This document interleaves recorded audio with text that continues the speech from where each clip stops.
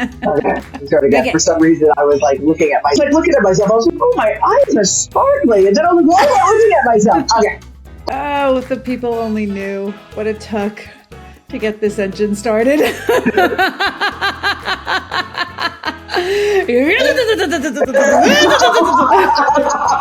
stand on my nose. So it will start with like a little like ingrown hair that turns into a scab, and then I spend the next week putting the scab. And Rob's like, oh, they're scabs, right? I'm like, they're not boogers. They've got a scab. Hi, my name is Dana.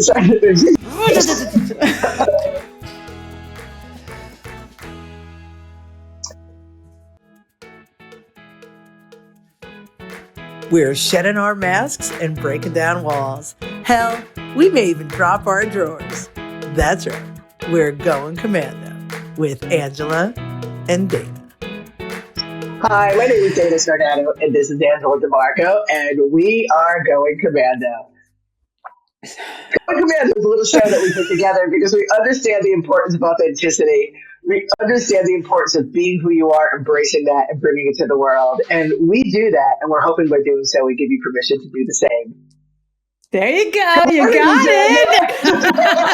Took a little while. Getting that engine started this morning was a little rough. Had to do a little priming on the pump. It's like a sleepover. It's like Giggle Fest over here. Morning, Miss Angela. How are you today? Talk about boys. Yeah. So I'm totally putting our whole shenanigans as the intro of this thing, so people will understand when they roll in what that was all about. Yeah. All right. Right on. Should we just hop right in? I mean, I suppose. Sure. Is there anything we want to discuss? And just jump right in. Nobody fucking cares their thoughts on things. What we call for like, hey, this thing work. Yeah. All right, just jump right in.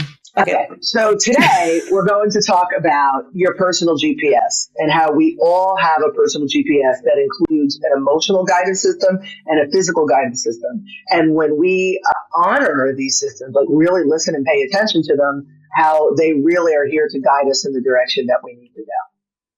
Okay. All right. This is like honestly one of my favorite tips and tricks. I know that we're talking about like the woo is you, but this really, you got into this in 10 Rex and just like understanding that, that we have this system, like we have all of these things externally and internally that alert us to stuff. Like once you like kind of like figure that out, oh God, it's a game changer. Yeah, but I do introduce it in 10 Rex, but in the Woo Is You, I open with it. Like I go like off because it's really important that not only that we understand that this navigation system is really to help us figure out what's going on in the world, but when we understand it and we do the work, it expands in a way that our senses become more heightened. Like we talk about our clairs and stuff like that. We'll talk about that in another episode. But, again, our five senses, all of those things. But our emotional guidance and our physical guidance, I think, are really, really crucial components to understand. Because our physical vessel, our body, is what's holding all this spirit in. I mean, our body is really, like, without the health of our body, we got nothing. And I've learned that the hard way more than once. I guess I didn't learn it the first time, but I have been learning it. And understanding the importance of the health of our physical body and we'll start there and then we'll talk about the emotion. How our physical body sends us signals to guide us in what's best for us, what's in our best interest, what's feeding our purpose, and what is steering us away from our purpose. It's as simple as, oh, I have a butterfly in my stomach. Ooh, that's exciting. That's something that's drawing us to our purpose. Or our hair standing up on our arms. That's drawing, or even the like before when I was opening, like I could feel the giggles wanting to come to the surface because I'm doing something that brings me joy. That serves my purpose, right? Yeah. But when we have pains, when we have discomfort, when we get to ick. Oh, ick. We all get to ick. Like we need a guy. Like, oh, he's great. And then we get to ick and we're like, stuff it down. He's cute. Red flag. He's in somewhere. Yeah, it was pretty that one time when he was drinking. You know what I please dumb it down. What we tend to do is we tend to ignore our body's messages. We tend to numb them with substances. We tend to distract ourselves, but our body is constantly talking to us, and it's crucial for our navigation in this world that we live in, you know?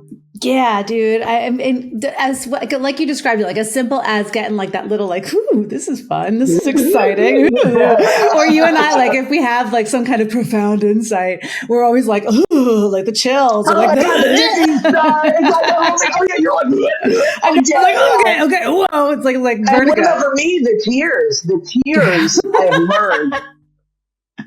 Fucking embarrassing. He's such a fucking crybaby. Oh my God, it's crazy. It's crazy. The tears there's so much, I'm moved.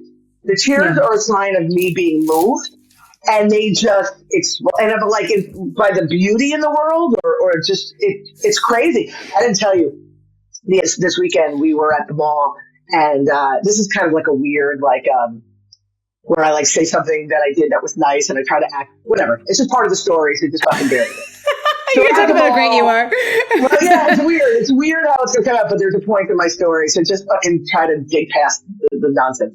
So we're in the food court, we're doing our thing, and I'm waiting at Tropical Smoothie, getting something for Nala, and the line is whatever. The girl is there by herself. There's one person in the back making sandwiches, but this girl is stacked. What are they called? The blenders. And she's like putting them in the sink, and she's doing her thing. And every customer she walked up to, she had a smile on her face, but you could see she was stressed. And when I got up there, I just looked at her and I said, you okay? And she was like, with a smile, no. And I'm like, listen, just take a breath. I'm like, they'll wait. Just take a breath. And she was like, thank you. And then she did her thing or whatever. And I paid with a credit card. And I tipped her on the credit card. And normally I would be like, hey, I tipped you, because that's stupid, right? But I wanted her to know and be aware of it because I wanted it to shift her feelings of being overwhelmed. Mm-hmm. And I wanted her to be aware of it so, she would know to take the money and somebody else wouldn't pocket it, So I was like, I just tipped you. I'm not going to say the number, but it was fat. I said, I just tipped you X amount of dollars. And I just, she was like, oh, thank you. And I'm like, now take that with the rest of your day. But the whole point of me telling you all this is as I started talking to her, I could feel my eyes start to burn. I could feel it was like the spirit moves. I'm even talking about it. It's weird. But I could feel myself almost crying telling her this because I was moved by the experience I was having with her. Yeah. You know what I mean? Yeah. But my body was like telling me that I don't want to do the spirit movies an expression, but there was a divineness in that interaction, and she received that. Yeah. It was really beautiful, but yeah, I almost cried. You take my money and get my sandwich, so we get the smoothie, So yeah, it's really, really interesting. So that was a little bit like I just went down a path a little bit with that, but it's just amazing how our bodies are telling us. Yeah. And that's awesome. You just made her world. You know what I mean? Because she'll remember that. And when she gets stressed, she's going to remember to take a breath. Even if you're not there, she's going to remember you being the kindness to give her that space to be like. And somebody saw her. Yeah. Are you okay? No. I can identify with that. And she was fucking crushing it too. She was crushing it. She didn't complain. I could see her exacerbation. And then she would turn to the next customer and be like, hi, can I help you? I'm like, she's fucking, I was so impressed with this girl. I was like, Rob, is there a place I could, do when you say something nice, you know what I mean? He's like, let's just go to the arcade. So I had an interesting experience. This has to do with the whole gut check, right? I met up with friends at a vineyard in Virginia. I went down to Baltimore this weekend to hang out with Stan. What up, buddy? And while I was at the vineyard, our friend Jeff Walliner created these funky tarot cards. They're hilarious, they're weird, they're opposite of all tarot cards that are out there, and they're open to interpretation, but they're ridiculous. True to Jeff, And so I sit down and they bring my tasting out and they were like, let's do a reading. And I'm like, okay. So one of the cards was the first card, which was the overarching theme was it was called lactose intolerant. So it was what are you consuming that is not good for you, but it's a temporary not good for you. Like what's happening right now. So that was like kind of like the thing. And I had to think about that. And then there was this other card about like a cop being pulled over. I forget what it was called, but it was really cute. And it was like, what is causing you anxiety? Like what is something that you're doing that is in the way of whatever it is? Like, what do you feel like it's just not getting you where you need to go, whatever. And so afterwards, Jeff's wife, Tall, was talking to me about it. And she was like, I think that card is so basically I have been in, for the fine folks out there, I have been in looking for job mode because just whatever, single mom, date times are tough and whatever. And I've been trying to get a job. So I'm filling out resumes. I've been filling out and applying for jobs for 3 months. Nonstop. I'm really good at what I do and no jobs are taken off because I don't want a job. I don't want a job. You're saying it outwardly. You're like, I'm applying for this job, but I really don't want to work. I'm applying for that. I bought a jacket for my interview that I really don't want to do. I know that's going to be used for something else. But I was like, all the things that I want about the job are what I really want for our business and for Phenom and to growing it. And Tal was like, when you do these applications and stuff, like it doesn't feel good, right? And I'm like, yeah. She's like, so you can't do that. You need to be all in with the business. And it was like, yeah, every time I do an application, it's like, I'm doing this because this is all I know how to do.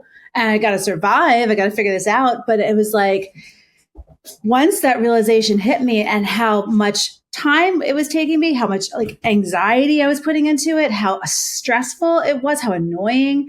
And you bring that to whatever it is you're doing. Exactly. It's like this defeatism almost, right? Because I'll constantly get like oh, sorry, we went over, got someone else. Oh, okay. And I'd be like, oh, good, it's weeding me out. Like I tried to do this positive side of everything, but it never felt good, and it was really about like what felt good. And then you and I yesterday, we were talking about the business and I was on some tear about where we're going. And you were like, candy everywhere. Oh my God, all the ideas, all the inspiration. And you looked at me, you're like, no, you want to go fill out a couple applications? And I was like, oh, thank you. Yeah, it's something, right? It really is. It really is. And to have that, just to be able to do that gut check, essentially that's what it is. It's a gut check. Why am I feeling this way? What's going on right now? What is this attaching to? Like having that awareness is a game changer. Because there's no guessing like, God, why am I in a bad mood today? I must be PMS. Oh, why do I have that pain? Oh, it must be because I must go to the doctor. why am I depressed? Let me just go drink a little bit. Oh, like there's just like constantly things that we do to gloss over or like make it go away basically. And then we're not getting to the root of it. So it's still there. Yeah. Thinking, it's funny what you just said is really important. I love when you do that. I love you say But it's really important talking about glossing over it because when you said that, it made me think of like what we do with our kids sometimes because we're tired and they're pushy and whatever it is, and we say no, and then we're like, oh, fine. Or like we talked about this before, like when we want them to like clean their rooms or something or bring the laundry upstairs and they don't do it and we do it for them, and we just want the problem to go away. So we just gloss over it. We do the easy fix and we're creating monsters. Yeah. And so we're doing that with ourselves. We have these, and again, we're talking about the physical guidance. We have these feelings of like, I'm sad about something. Ooh, take a pill. You know how many pills you can take for being sad? You know what I mean? And then we allow the external professionals, the experts, to have us believe that there's something wrong with us, and that's why we're sad, and so we have to take this pill or do whatever. And if we really break it down, the sadness is an alert. Now I'm talking about emotional guys. The sadness is an alert. It's an alert that something is amiss, and it's eliciting sadness. What is eliciting sadness? Keep digging back. Don't pick up the bottle. Don't pick up the sandwich or the cookie. Don't turn on the TV, whatever it is. What is eliciting sadness? I don't know about you guys, whoever's watching, but this is a never great episode, but this whole thing with this Diddy trial that's happening right now. I am like a kid with popcorn. Fascinating to me. But I have no emotional connection or whatever. But what happens is, and you guys know, I know you know this, when you're going through reels and stuff like that, and you're looking at this specific topic, you go down a rabbit hole and you really start getting involved with some yucky stuff. And I caught myself going down this rabbit hole, and then the next thing I know, I'm yelling at my kids. So in my head, the kid is the problem, but it's my emotional guidance telling me that I am caught up with something that's not good for me. You know, so rather than project it onto something else, and you can even go as far as the physical. You know what I mean? You're looking at something enough, my eyes start to strain, I start to get headachy, I'm looking at things that are yucky. Yeah. It's my physical guidance telling me enough, put it down. And that's really the simplest of terms. I mean, we could go far deeper than that. That's what she said. But it's really in our everyday, our day to day, you know? Yeah. Yeah. You know, this is reminding me of when I was 18, when we were in college back in the day, 400 years ago at USF. The second day of school, the day after my birthday, my uncle died. And so I'm a freshman away in Florida. I live in New York. And my uncle, one of the most important men in my life, dropped dead early. He had an enlarged heart. He was 36 years old, died while he was running. Extremely traumatic. And I went to his funeral. Now, I'm a Gen X kid, didn't have family support, didn't have emotional support. So I had no one to talk to about it. My friends were whatever. And all I had was drinking and putting on a big smile. So I remember being at his funeral, and I would take coats, I would entertain, I would get water, bring tissues, and then I would go hide behind the coat rack when I had to cry. And I would dust myself off and then go back out and be the hostess of my uncle's funeral when I was destroyed inside. Now, I acted that way for the next 3 to 4 years, 5 years even, maybe. Well, up until I went to grief counseling, and I think it was about 4 years later, I was a rageaholic. I drank all the time. I got into fist fights. I broke things. I had so much pain inside that I did not address, that I was a menace to society. I really was. Like, I remember one time I was driving with my boyfriend and he pissed me off, and I put my feet on his windshield and pushed my feet through the windshield. That's how mad I was. I had such incredible rage. And then finally I went to a grievance counselor, I went to rage, and then 9/11 happened, like all the things, right? All the things that compounded. And so now you're talking about listening sadness, right? It took me to go, oh, the source of this is not only my uncle's funeral, but it goes back to not having anybody to talk to about it. And it dug back. That's how I finally healed. And that's when I was able to take a breath and be like, okay, it still didn't stop all the other stuff that I was doing. But in that moment, it released the pressure valve of all the pain and that I was feeling, because it was all in there, and just identifying that root cause, identifying that I didn't allow it. And just to make, one thing I learned, so I learned through this whole process, when I lost Joshua, my baby, I knew I had to deal with that grief at that moment, because when you don't, it becomes awful. It becomes worse. It becomes compounded, and it acts out at all the things. So I remember I grieved so properly. Like, I was in the moment. I didn't soothe. I was honest about my feelings with my family, and it was a much different experience. But if we don't do the things and honor what our body is feeling and sit with it, as uncomfortable as it is, it only gets more uncomfortable if you don't. 100%. And, in our conversation, we are naturally conflating the physical and the emotional, because there is a degree of overlap. But it's really just about listening and paying attention to what these things are telling us. Our emotional guidance. You know how we get in a funk and we're like, I'm sad, and we decide we're going to be sad for the day. Like, something happens in the morning. Right? Makes me mad. Somebody rear-ended me on the way to work today, and now I'm mad. And what do? I'm mad in that moment for a variety of things. This is going to cost me money. I was scared. I was in danger. I'm going to be late for work. Now I have to deal with this. All these things, right? So I'm mad in that moment. And then I go to work and I tell that story to anybody who will listen, so I can relive it and be mad throughout the day. So I have chosen to take my guidance, which is alerting me to things, And I've chosen to take it throughout the day. But really, when we have emotions, they are to alert us to something that's either happening. Like, again, I'm mad because I feel fear. You know what I mean? Yeah. Or they're alerting us to something that we need to look at within. Oh, why did this trigger me? Why am I upset by this? When we hold on to that emotion for longer than a minute, really 45 seconds, it should be short-lived.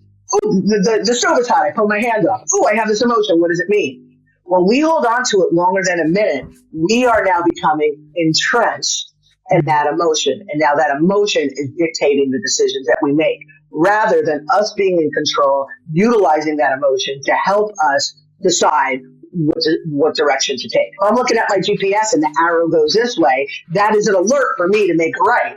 I'm not going to sit there and roll around from the arrow. Ooh, yeah. You know what I mean? I'm not going to do that. And we do that. And many decisions that many of us are making a lot of the time are because we are immersed in an emotion that should just have been a trigger to us to make a decision. So good. And this reminds me, my last story.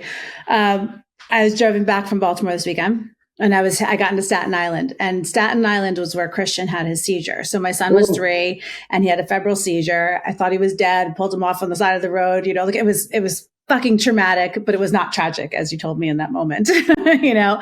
And I'm on the bridge and I'm sitting in the traffic, and all of a sudden I started thinking about it. And I was like, I can't even call you because you were freaking bowling with your fucking family, so I couldn't even call you. I was over tipping the girl at top of the movie, by the way. But go on. You're in this beautiful moment. I was like, where's my best? No, but I was like, you know, like, so I had the memory waved over me. I had a moment where I was like, ooh, and I wanted to share it. And then I talked myself through it and did the whole, like, you know, like, he's not sitting in the car right now. It didn't happen just now. Everything's fine. You know, like, I had to go through and talk myself. But if I was just like, ugh, I'm going to be pissed off. I'm going to listen to music. I'm going to call somebody inappropriate. I don't know. Like, I could have done something in that moment that would have not been good for me. Yeah. All the Band-Aids really is what it is. All the Band-Aids. And it's still there. So I acknowledged it. Okay, this is still obviously scary. It was traumatic, but everything's okay. And I had to talk myself through it. That's all it is. Yeah. It's just talking yourself through it. You made another very good point. You ready? I'm so sad. Thank you. Say more things like that. But no, the point that you made is you acknowledged it, because I was going to make the point before people were like, oh, that's emotional bypassing. It's not. You acknowledge the emotion. You feel it. You allow it to alert you what it needs to alert you to. And then you let it go. And some emotions are harder to let go than others, but with practice, you're able to do it. You know, I had a disagreement, a fight, if you will, with my husband this weekend. We were in the car and I could see it escalating. And I didn't have the ability to de-escalate because I was escalating. It's hard to do the other. I was de-escalate, sure. Exactly. How am I going to de-escalate when I'm being mad? I was being mad and it was escalating. And then finally, I admitted to a fault in this escalation, and he said, that's all I needed you to hear. That's all I needed to hear from you. And then I said, well, you know, you blah, blah, blah. But now he was open to hearing me because I admitted to a fault. And he was like, you know, you may be right. And we were both like, huh.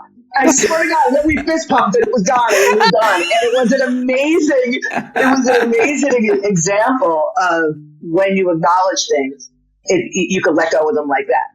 You know what I mean? Oh my God, you guys are the epitome of romance and love. I love you. You're like, yeah, what's up? Good fight. We're not fighting anymore, right? All right, good. We're going to go to the blah, blah. Yeah. Before we wrap this thing up, I think it's really important just to, you know what? Maybe I'll do it as a nug. This way I don't eat up any more time. All right. So let me just do a little, I think we're good. Let me do my thing. All right, guys. So I'm just shifting gears here. All right.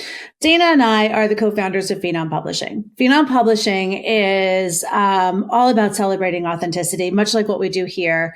And our authors, our works are just the tip of the iceberg. We have so much in store for what is happening with Phenom. It's fucking beyond. So for now, if you guys could please kindly go to phenom-publishing.com and subscribe to the Phenom Readers Club. It's free.